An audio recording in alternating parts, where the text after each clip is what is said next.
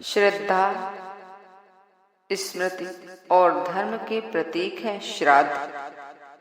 पितृपक्ष में पूर्वजों का सम्मान सर्वोपरि माना गया है। इसी परंपरा का प्रयोगात्मक शास्त्रीय रूप है श्राद्ध। भारतीय संस्कृति में पूर्वजों का सम्मान सबसे ऊपर है।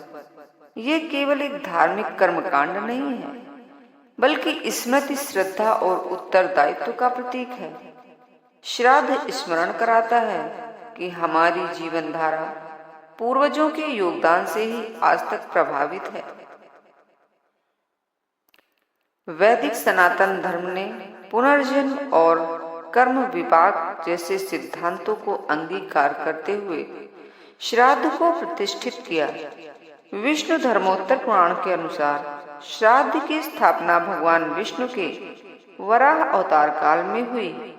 श्राद्ध में दिए गए 3 पिंडों में पिता, पितामह और प्रपितामह की उपस्थिति है। स्पष्ट है कि श्राद्ध प्रथा अत्यंत प्राचीन है और मनु के समान ही मानव इतिहास के आरंभ से जुड़ी हुई है। श्राद्ध और श्रद्धा का गहरा संबंध है। शास्त्रीय मान्यता है कि जो कुछ पितरों के नाम पर ब्राह्मणों को दिया जाता है वह पितरों तक अवश्य पहुंचता है। स्कंद पुराण के अनुसार श्राद्ध इसलिए कहलाता है कि इसे करना अनिवार्य है। वाजसनेयी संहिता ने श्रद्धा पूर्वक किया गया दान ही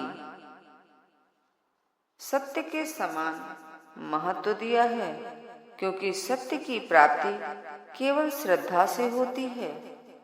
ब्रह्म पुराण में आया है कि पितरों के निमित्त उचित काल, पात्र और स्थान के अनुसार श्रद्धा पूर्वक किया गया दान ही श्राद्ध है। विज्ञानेश्वर ने मिताक्षरा में लिखा है कि पितरों के कल्याण के लिए श्रद्धा पूर्वक किसी वस्तु का त्याग श्राद्ध है। वही कल्पतरु का कथन है कि पितरों को लाभ पहुंचाने हेतु यज्ञीय वस्तु का त्याग और उसका ब्राह्मणों द्वारा ग्रहण श्राद्ध कहलाता है। श्राद्ध में कई भेद बताए गए हैं, जिनमें 2 मुख्य हैं, एकोदिष्ट श्राद्ध और पार्वण श्राद्ध। एकोदिष्ट श्राद्ध मृत्यु के बाद 11वें दिन या 1 वर्ष के भीतर किया जाता है, जबकि पार्वण श्राद्ध अमावस्या तथा आश्विन मास की 16 तिथियों में किया जाता है। इसमें पिता, पितामह और प्रपितामह का श्राद्ध सम्मिलित होता है। इसके अतिरिक्त सपिंडन या सपिंडीकरण श्राद्ध भी है, जो मृतक को प्रेत योनि से मुक्त कर पितृगण में सम्मिलित करता है। श्राद्ध का अधिकार सामान्यतः ज्येष्ठ पुत्र को है। यदि वह अनुपस्थित या अयोग्य हो तो अन्य पुत्र इसे कर सकते हैं। विधवा स्त्री तिलांजलि देकर अपने पति का श्राद्ध कर सकती है।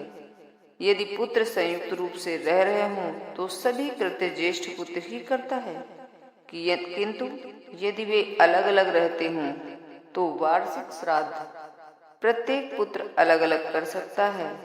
श्राद्ध के लिए अमावस्या श्रेष्ठ मानी गई है।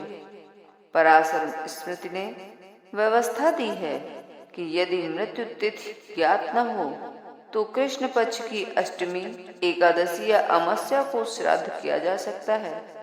शास्त्रों के अनुसार श्राद्ध का संपादक कुतप मुहूर्त सूर्योदय से 8वां मुहूर्त में करना चाहिए।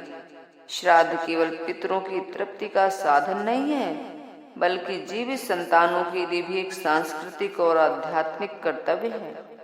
यह हमें बोध कराता है कि हमारा अस्तित्व केवल वर्तमान तक सीमित नहीं है, बल्कि पूर्वजों और आने वाली संततियों से गहराई से जुड़ा हुआ है।